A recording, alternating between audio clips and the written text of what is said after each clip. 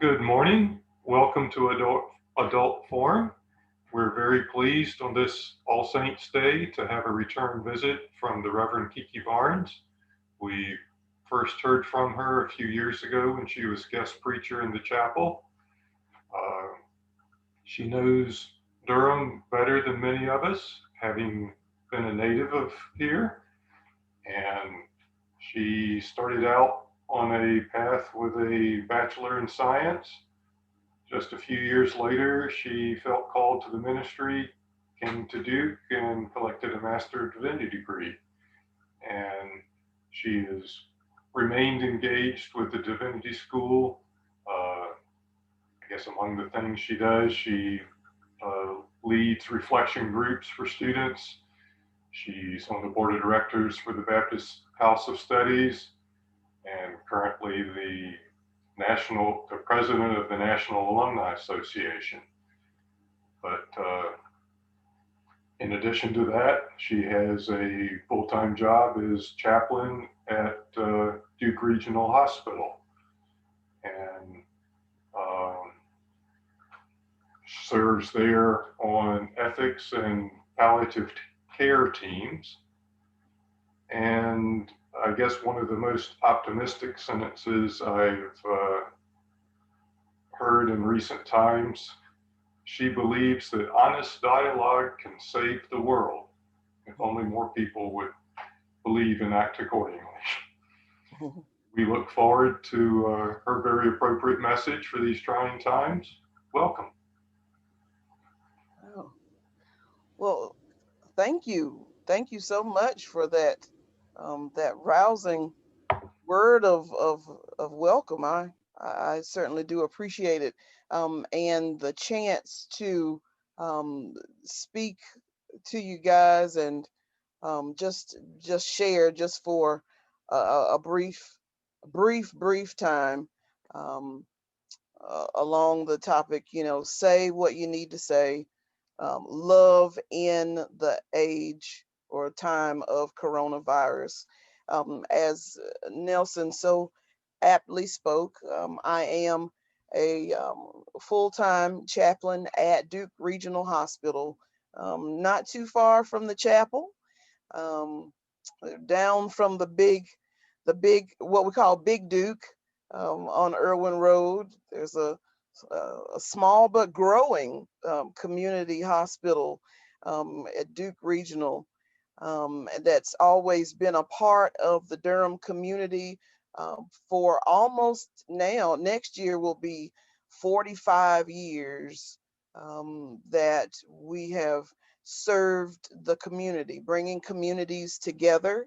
It was created by the powers that be in the county of Durham to bring um, the predominantly white Watts Hospital with the predominantly black Lincoln Hospital and bring them together with a new project being Durham County General Hospital, which is now Duke Regional.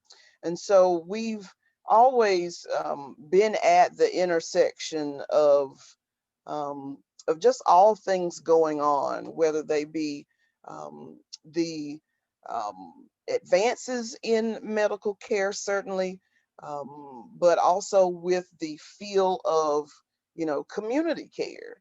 And also the challenges of being a part of a community. It's like being a part of a big family. You love your family, you stick with your family. You don't always like your family, and they don't always get along. But at the end of the day, we are all together, um, helping and caring for one another. And so that's very much the kind of atmosphere we have.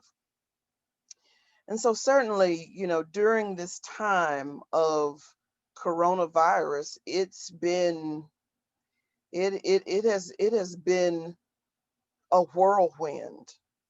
It's truly been a whirlwind since March. You hear rumblings of something, and then one day everything shut down, as you guys know.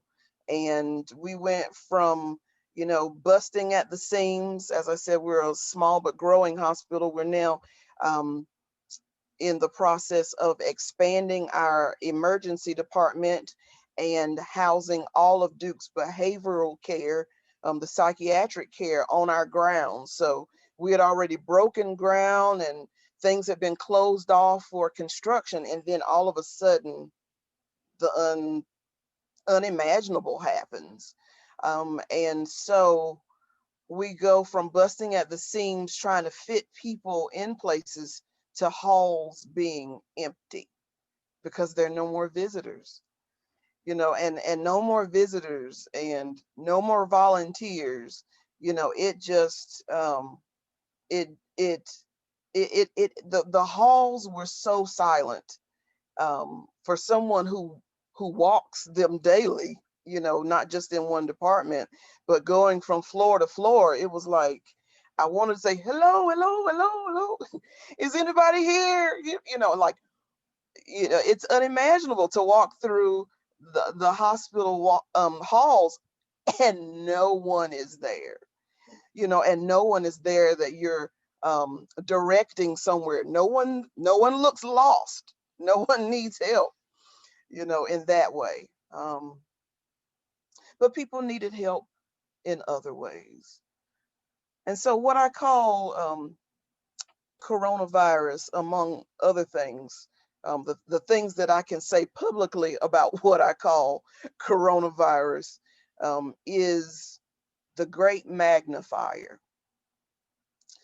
Um, is very much the great magnifier in that it it just magnifies, shines a light on everything going on, everything that may have been hidden, everything that may have been, um, you know, explained away. It was, it's out there, And so, as we've learned this year, um, with our other tensions, not only the pandemic of coronavirus, but dealing with, systemic racism and injustices, dealing with, just so many tensions in our culture, at all points. Coronavirus just amplified everything. And so when I came here 3 years ago, I talked about, under the theme, everybody wants to go to heaven, but no one wants to die. And it was talking mostly about, the things that, um, how faith gets sort of weaponized, at the end of life, how we don't, how we use our faith not to embrace, our passing. What I want to talk about is not necessarily the same thing, although it may, sort of touch on, some similar themes. And so, one thing about coronavirus that people have, undoubtedly seen on television, but is starkly frightening, and surreal to see in real time, is when someone has to pass or die suddenly and alone.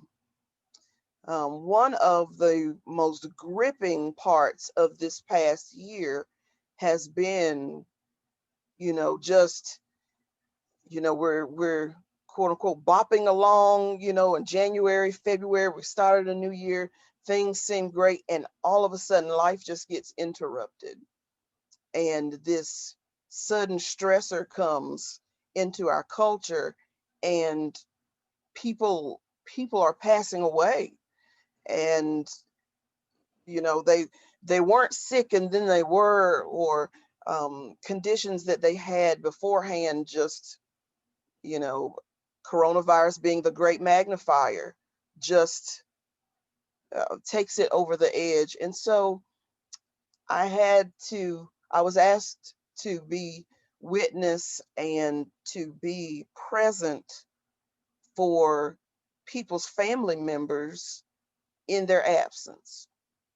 There's nothing more humbling and um, than a family calling me saying, I can't be there with my mother.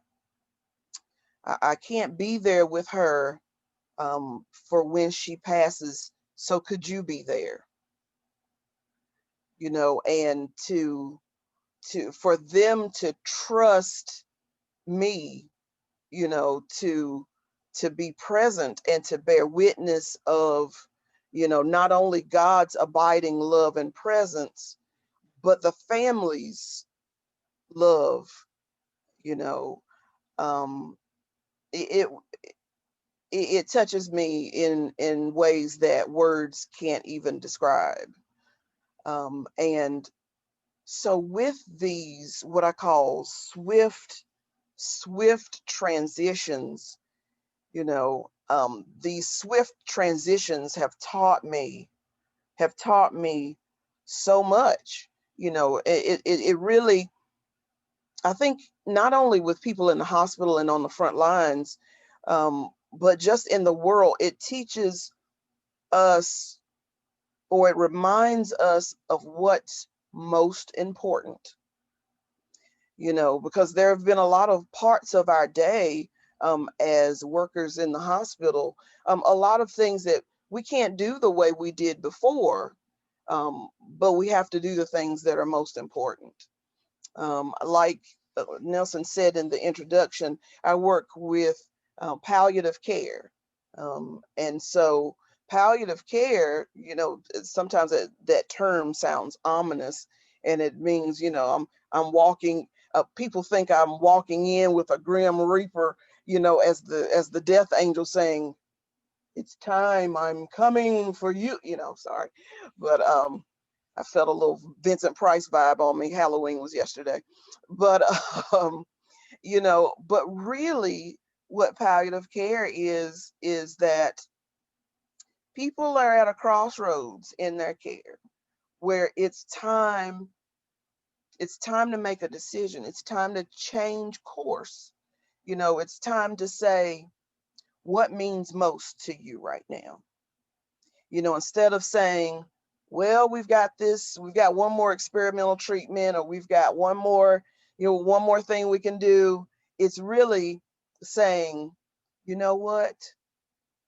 Let's talk about what you want, what makes you feel the best, what will mean the most to you, for you and your family.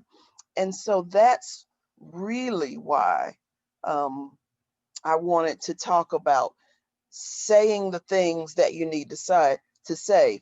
One transition that brought me the most meaning is the death of my father.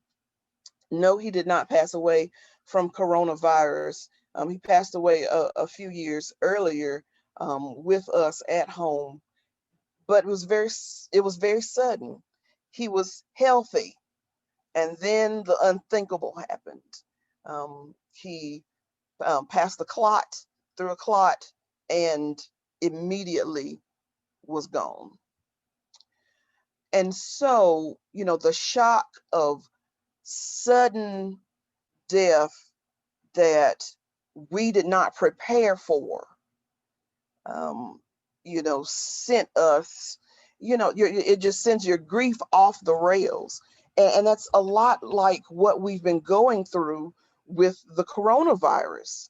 It's sudden and it's unprepared for, because when you see someone up and around and then they're gone from you, and now, especially in the early days of coronavirus, when there were no visitors, people were literally going to the hospital and you couldn't see them.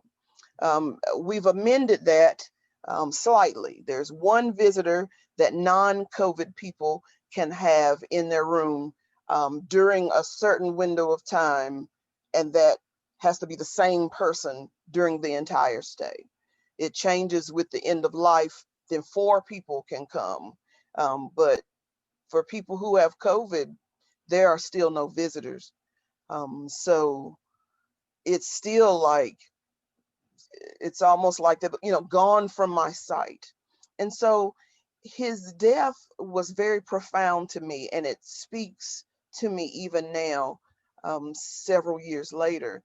And what gave me the most meaning during that time, as I've had so much time to reflect upon this, is that my dad left nothing unsaid,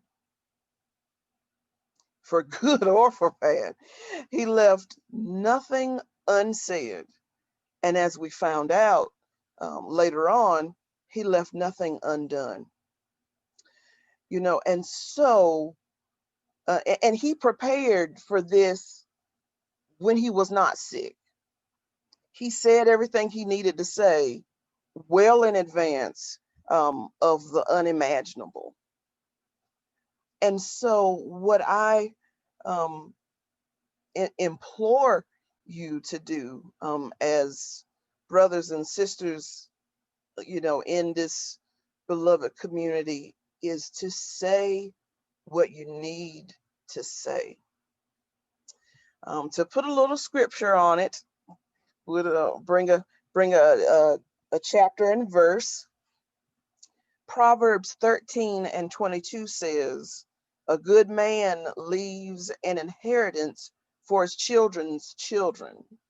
And we've heard that many times, but it translates into today's language as a good person leaves a heritage. A good person leaves a legacy. A good person has something to leave behind.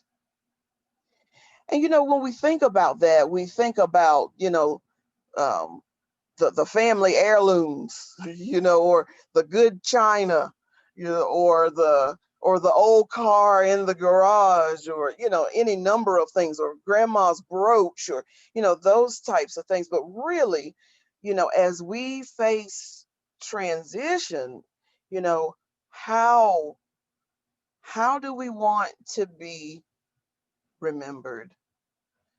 And what do we leave? What meaningful things can we leave behind that aren't just, well, that aren't physical, that aren't those heirlooms? And when it comes down to it, when I talk to the bereaved, beyond the things, they remember the conversations. They remember the last conversations, and they remember just all types of dialogues, to the point where when they pass them along to others, it keeps it going. One example is in my own family. Now, my daughter, I have a daughter, and she, on the 18th of this month, will be 23 years old. Hi, Morgan. She'll be 23. Um, and we have always actively kept our deceased family members as active members of our family, meaning that when we get together as a family and we just have conversations, we talk about what that person would have probably said, and we laugh about that, or we talk about, things around that time when they were alive. Like if we were in Thanksgiving, that's coming up, we would talk about funny stories of that particular family member during Thanksgiving. Or, man, do you remember, when granddaddy burnt the turkey, or, just those types of remembrances, or what, or sitting around watching TV, talking about sitting with my grandmother, you know, um, in the den, because you did not sit in the living room, sitting in the den, with a cup of Sanka coffee, thinking that I was grown up, watching The Young and the Restless, with my grandmother. And so I say that to say, we tell my daughter, um, we tell my daughter, she's grown up. I said we've grown up. I guess we all grew up together, didn't we? Um, she's grown up with these stories to the point where she can tell these stories as if she were there. And so I remember being in church and my daughter talking about my great grandfather and great grandmother singing songs in, certain lyrics of songs of, that they would sing in church. Now I know certainly my mother, who was a young adult, me as a small child, to tell my daughter, who of course was not around, but these are her stories now. And so I say that conversations are so important. Someone just put in the chat what lovely remembrances these are for All Saints Day. And it's true, because um as I'm reminded, I grew up in a tradition that did not venerate saints, in that way. We didn't we were a free church. We didn't have those types of saints. But we had church mothers, and we had um, trustee chairs and deacon boards and usher boards and people whose names were on the pews that they raised funds and donated when that church was built. And those were our saints. Those were the people we honored. And so we use the art of conversation and and what I would consider holy storytelling to build heritage, to build a legacy. So that's what a good person gives to their children's children. And in the case of my Morgan, the children's children's children, you know, just that legacy of, the belief of your great great grandmother, the the you know the it's funny because the word that comes in my mind are hijinks. The hijinks of just of my great grandmother and my great grandfather, just them, talking back to each other, in church, just even in singing songs, or sending them to the grocery store every day, King's red and white for the same three things, every day. But it builds legacy. And the reason why I speak about that is because in this age of coronavirus, in this age of distanced fellowship, people have to know before they go into that hospital what's most important to them. They have to know before, not only for them and their peace of mind and the medical team, but also for their families. Because even in the times where we could visit one another, where we could pack out a room and have 8, 9, 10 people, around, and holding vigil, for someone, even when we could rather, I would still see moments of, after mama went to sleep, or after, you know, daddy um, got his meds and, drifted off for a bit, them huddling together, the kids, the grandchildren, nieces and nephews, whoever, stood alongside them, huddling together to say, what do we do from here? What would they want? What's best for them? Do you think they still want to continue this? Do they want something artificial supporting them? Do they even want, you know, support at all? And it would be heartbreaking to watch these family members, and they were tired and weary in so many ways, trying desperately to figure out what someone would have wanted, because ultimately they wanted to honor them. And so it's time now to have those crucial conversations. Crucial conversations. And so when I first became a chaplain, one of our first exercises, sorry, I need a little water. One of our first exercises, which can sound kind of macabre, but very, very purposeful, was to picture our own deaths. And I don't mean like just, envision it, for some type of visioning exercise. It was really like they gave you a piece of paper and some uh, and some pencils, and you literally drew a picture of your death or where you were. And you were invited to share what was in the room, who was in the room, what did you see, what did you hear, you know, even smells and fragrances, even, because they felt as though, it would be a tad um,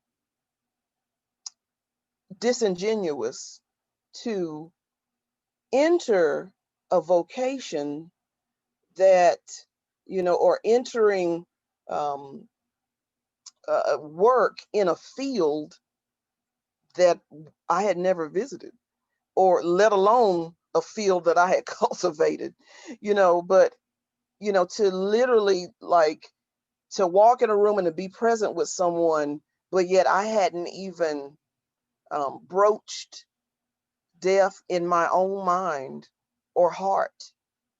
And really, as most of us, it's funny. I'd learned a little factoid. I love factoids. Sorry.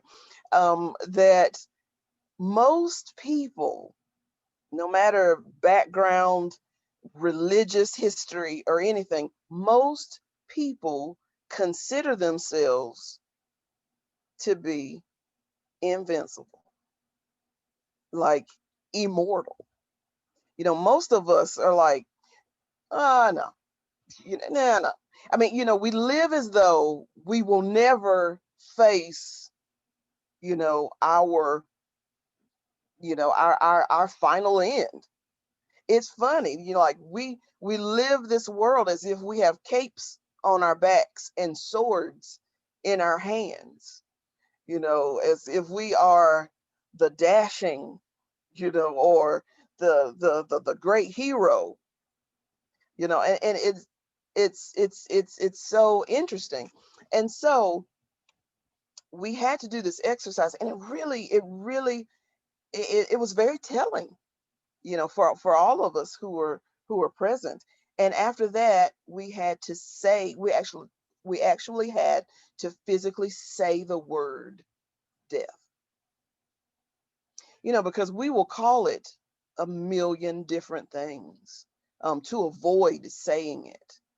I'll passed on. I enjoy the term transitioned, but depending on who died, the Rainbow Bridge, or the joining the heavenly choir, or, going to the man upstairs, or, and so I say all that to say that in having these crucial conversations with our loved ones that we can have now, they start with the conversation we have within ourselves.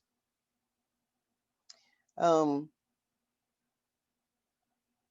Spirituality, or the concept of spirituality, is not just about religion. It's not just about, um, a worship practice. It's about connection and meaning. And one of those connections is our connection to ourselves. And so, if within ourselves we're not having those conversations, especially in this time of, the coronavirus, where we're, we're hearing so many things, the CDC saying this, popular media saying something, and then our lived experience is saying, something else. We literally have to have, we're faced with these conversations, because we're dealing now with this amorphous aerosol assault. I'm alliterative, and it's literally in the air. The coronavirus is in the air, and so, not that I want to make someone fearful. That's not. It's not what this is about. It's about awareness. It's about awareness, and so, every day I don a mask. Like my picture for when I stop my video has a mask. And so this is just a selfie of me at the hospital on some given day. And every day I wear a mask in, sanitize my hands, I put on a fresh mask that I wear for the day, and I go along the halls. Depending on what the person is wearing in the room and what they've been exposed to, I don other equipment. I have goggles, I have a face shield. Of course, we have other protective gear, and I wear that, um, for the patient. I wear that, for my family. You know, I I wear that because we don't always know.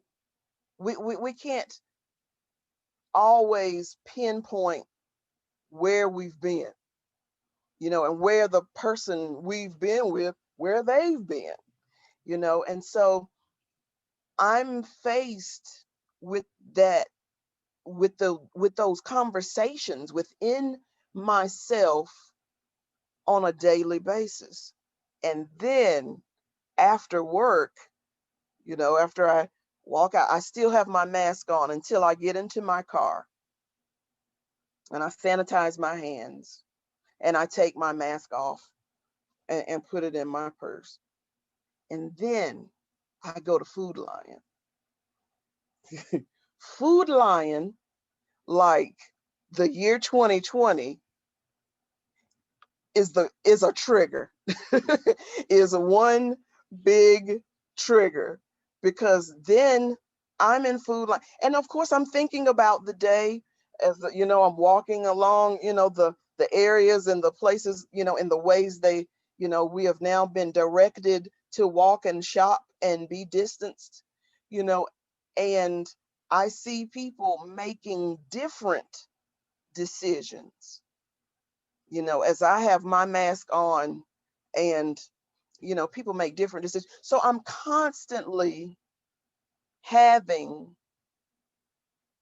or I'm constantly being prompted to have a conversation within myself about, what do I want? What is best for my family?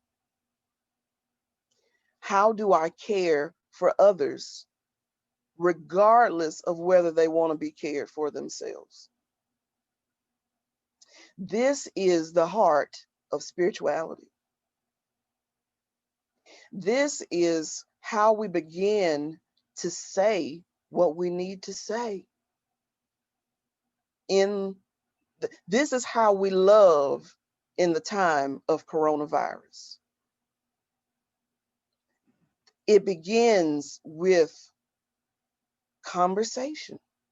That conversation between, when I, especially when the virus first took hold, and I could feel the anxiety in the halls.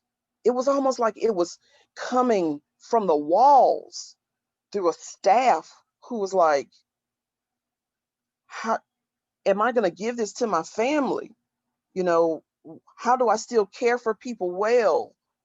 What is the best thing to do? Or talking to families, or Duke has this encrypted iPad system called a Jabber, and I can speak in, it's an iPad, and so I can speak into the device, and they have a device in their room with the nurse, and she's holding it up, or has it propped up, to the patient's face, so that we can talk. And I'm asking them, what's most important to you right now? What's most important? I cared for a patient who said, what's most important for me is to talk to my family, to see my family one last time, and to get right with God. As a minister, of course I want to, go in there and, and lay a hand, a hand that says, you're not alone. God, who was in the ditch with um, the injured man, in the parable of the Great Samaritan, lays in bed with you right now, sits in this recliner with you right now. But I could only communicate that through a device. But at least I was there. His family could not be there at all, and so they, let's just say heaven and earth were moved to be able to get in touch with the family, to be able so that they could at least talk on that iPad. And it's so funny, just a quick funny note. um, you know our seniors aren't always the best with technology.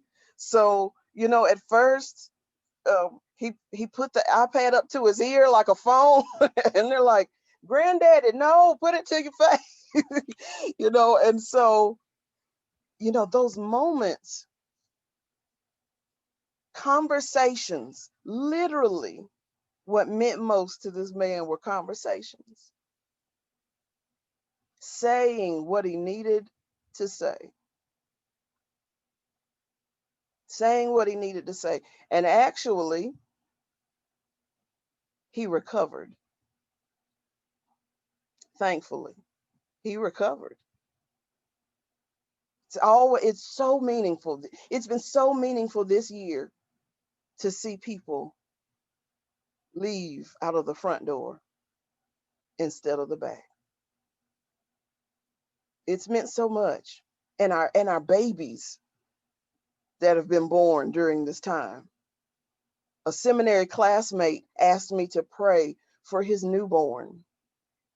I wasn't even at work that day. And I said, I'm coming. Because to be able to see new life,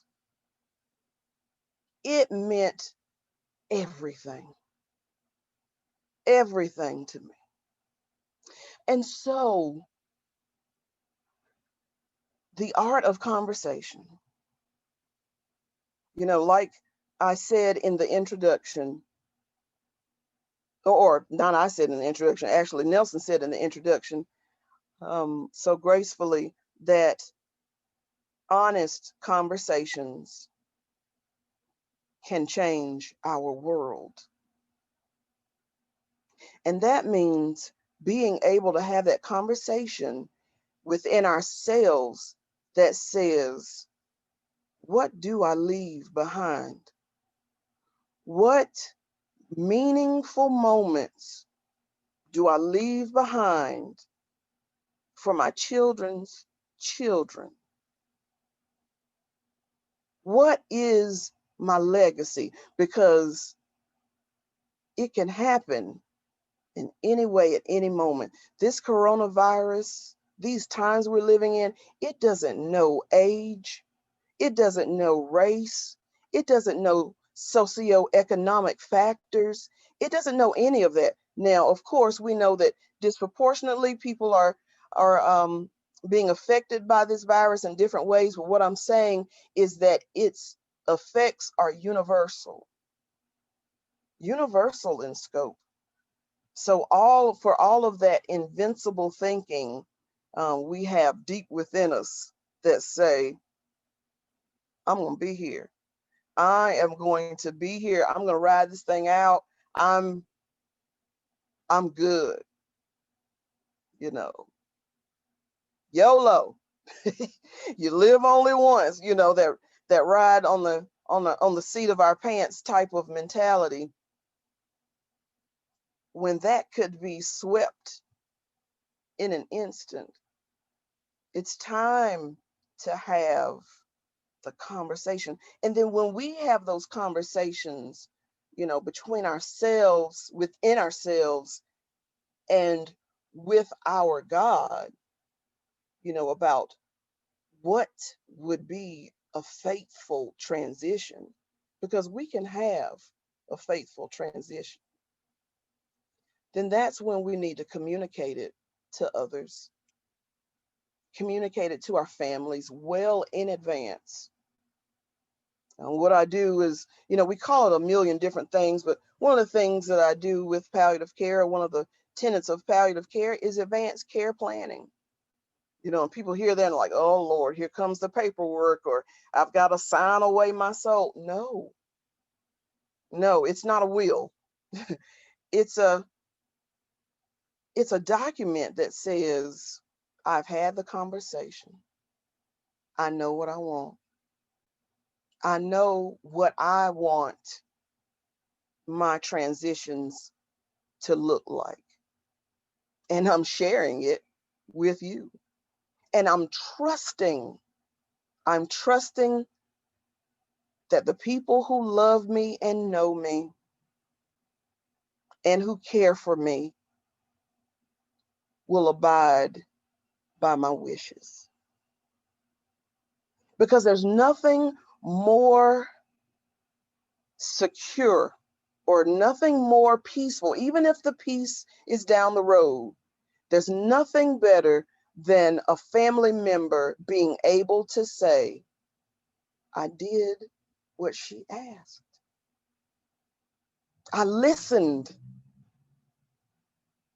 I listened to what he said, and I did it. And it hurt, but I did it. For us, for our loved ones, for those we care for, the most loving decisions can sometimes be the most difficult. But it's always time to have the conversations that matter while we can still have them. So to love ourselves and one another, to love ourselves, to love God, to love this world, to love one another during this time of coronavirus, we've got to have the courage and the bravery to say what we need to say. That will be our greatest legacy. Thanks be to God. Thank you for having me.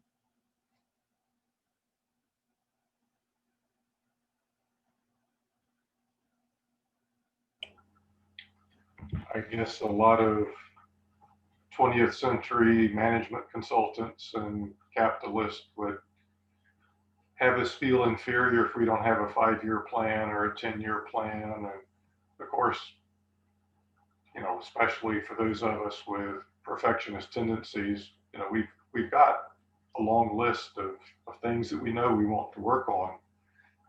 But I think you're pointing out we need to hear more of a countercultural narrative of live every day like it's your last and be pleasantly surprised when it's not.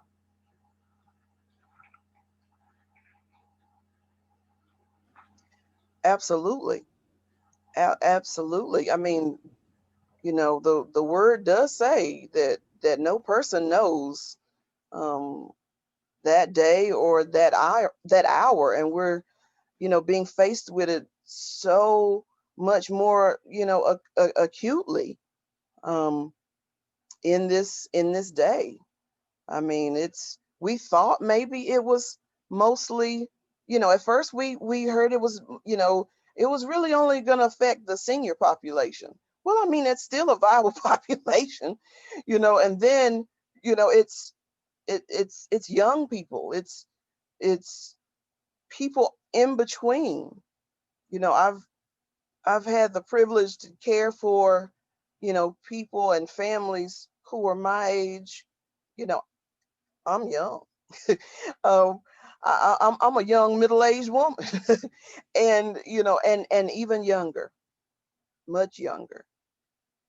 And so just to be able to say what needs to be said, to I always ask my patients, to make sure their slates are clean, are cleared, and not just the spiritual slate. Did I get it right with the Lord? Did I, and certainly those existential questions are important, but also to say what needs to be said to our families, to hear those I love yous, to hear those, you know, I don't want to be hooked up to all this stuff.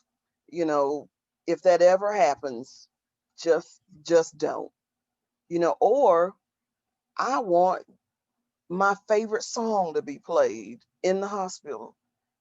Make sure that if I can't do it myself, have the nurse turn on YouTube and play my favorite song. You know, we've gotten all kinds of requests, and we work hard, we endeavor to honor them. We've had families where we've had members of the Muslim community, and the bed um, needed to face east. Well, I mean, it didn't face east, that's not the way the room was set up, but doggone it, if if we weren't maneuvering and trying to move that bed, trying to make sure that we honored those holy conversations.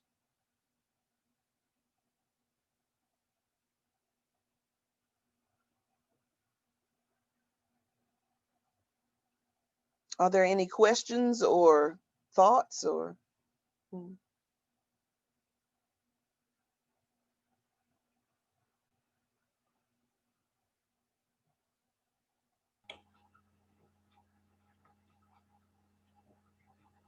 I guess while those of you who are struck speechless think I about. have a question, Nelson. I have a question Go ahead. for my fellow Baptist sister. Um, one of the things you said, Kiki, that struck me was this notion that look back at my notes, that the virus is the great magnifier. I think is what you said, and I was really struck by that. And so I was wondering, uh, in terms of people like you who are chaplains in the hospital, and people who are caregivers, nurses, doctors, In what way has the virus been a great magnifier for those of you who provide the service, the people on the front lines? A good question. Actually, it magnified places that um, we needed to make sure were cared for. People who may, or areas that may slip through the cracks or may not be the first people we think about. And so it magnified not only secondary trauma, but also um, departments who we don't always think about being right there in the most perilous of moments. Let me give you an example. So secondary trauma it is not only the frontline worker, but other support staff, such as, and then that goes into departments you wouldn't think of. Secondary trauma may also be families and spouses and children, in thinking about spouses who now have to take a different role in caregiving because the the frontline worker is afraid that they will pass something on, or of course, in times of quarantine, where someone else has to step up, and take on a role that they didn't take on before. um, it also, it shifted around a lot of staff. Some staff that worked in some areas then did, um, they had to abandon their jobs entirely and work in contact tracing. Um, Also, um, then, people were, sent from all departments to lead the disinfection efforts. So you would see um, nurses and nurse assistants and um, aides and wiping down walls, on another floor on a shift they didn't work. So people were moving around to fill in those gaps. And just for me personally, I really, and I think other people in the hospital um, have seen this more now also. um, the role of the respiratory therapist, I just, because when you see the accounts on the television, of frontline workers, you see someone in a lab coat, or you see someone in scrubs with a stethoscope on, and they are on the front lines. But every time one of those ventilators is disengaged, neither one of those two people are the ones who are doing it. When that family, well, before it would have been a family sitting around, but when that with that family on Skype, and that doctor walking the family through these moments and what is happening, somebody's doing the work. Somebody's literally turning that thing off and withdrawing. That's a respiratory therapist. And, you know, to look at them in the face and say, I'm so thankful for you. How do you how do you do this? And they're the ones giving the coronavirus test. They're the ones giving those breathing treatments. They're very much the frontline defense. And so those types of, those acts, those and those needs are, that's what's being magnified. Our own anxiety, our own triggers are being magnified. You know, especially in the beginning of the virus, you could tell people's fuses were short. You know, or people they're you know, because the human body can only be tired and scared for so long. You know, after, you know, you can just see people, and you can just see people just like, I just need a moment. I just need a timeout. I just need a moment. And so that's what I mean by coronavirus being a great magnifier. I hope that answers your question. It did. It did. Thank you. Yeah, I was wondering, have you had a chance to sit down with staff, with nurses or the respiratory therapists, in a group setting with them? Have you ever had a chance to do that? Yes.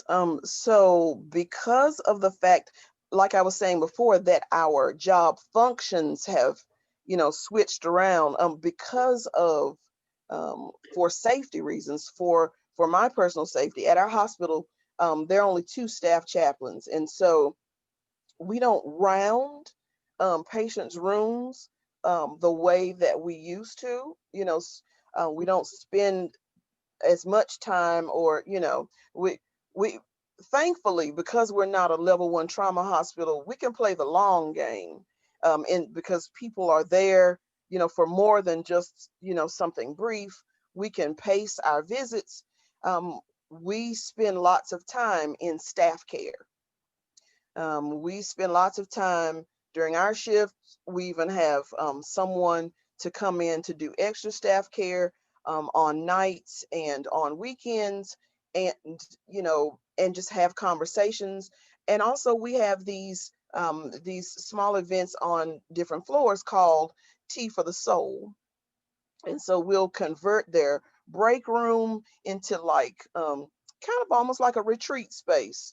We'll put out table linens, you know, we'll put out the good tea and the cookies and other sweet treats, and the coffees and the cocoa, you know, and soft music, you know, and just allow them to sit just for a spell, you know, to be, just to have a moment of rest, a moment of respite, a moment to relax, and a moment to feel honored, like, we see you. I remember sitting in a break room at like 5 o'clock in the morning, for the night shift, having the tea for the soul, and one of the nurses on the floor where the coronavirus patients are housed outside the ICU, she said, wow, it's so nice that you guys think about the night shift, you know, because no, we're here by ourselves. No one is really, you know, thinking of us, you know, paying us any, you know, and so those things get magnified, you know, Lynn. Those are the issues, you know, that people are, it's like, oh, we got to make sure that whatever we do it around the clock and through the week and weekend. Because we have some staff, we have most, you know, weekend option. They only work the weekends and maybe a day during the week. So we've, you know, redoubled our efforts and, you know, worked hard to find ways to be present and to say, you aren't alone. You are not alone. You know, God's here, God's with you, you know, and we're here together, and you are being loved and appreciated. So lots of staff care, Kathy, lots of staff care.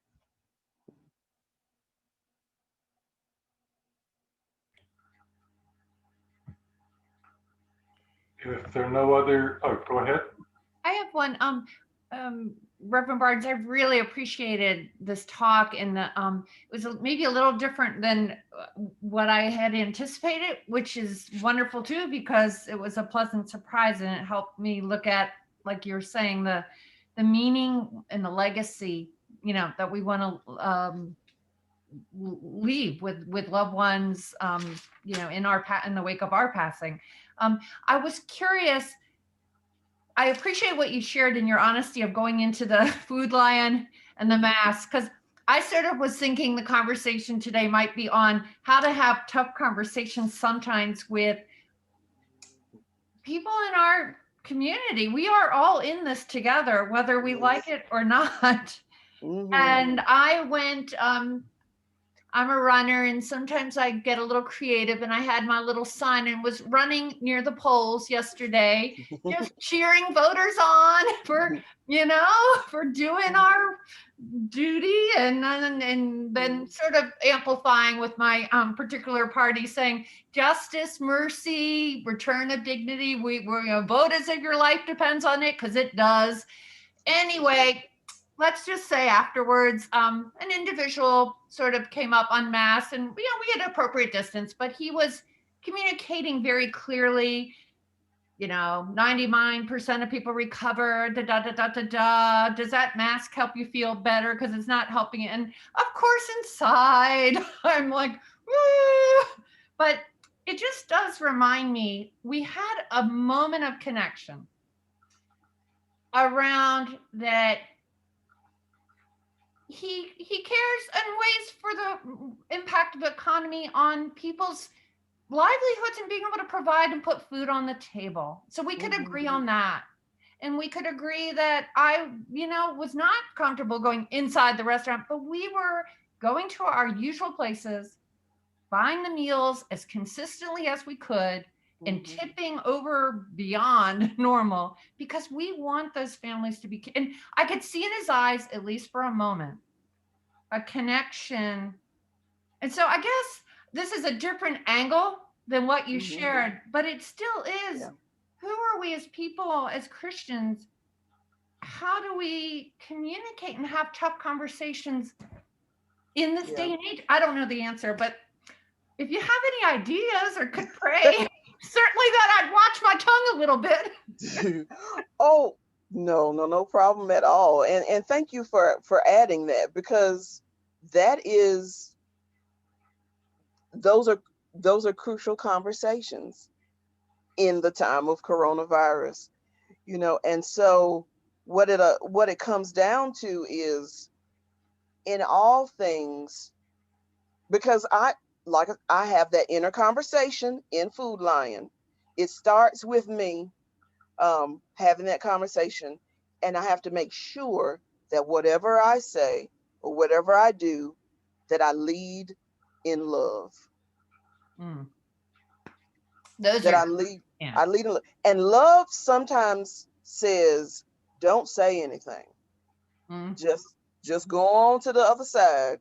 And then sometimes love says, could you just put it above your nose? Could you, just right there, just one more inch. Oh, okay. Or, hey, we don't know who the 1% is going to be.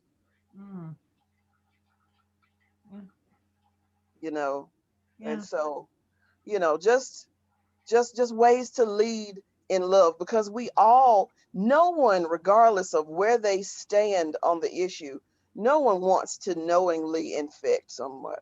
No one wants anyone to suffer. Whether or not people think that the suffering is real or too fringe to be counted, we still care. Thank you so much. I appreciate it. I'm jotting some of those. Oh, certainly, anytime. Anytime. And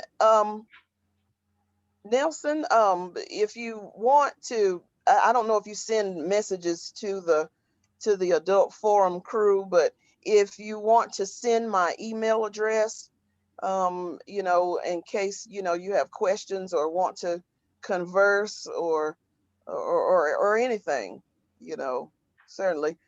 I'm a Duke chaplain, so technically I'm y'all's chaplain too. We'll share that with those who are with us whose email address I know. Okay. We should take a moment to unmute our mics, and in our habit,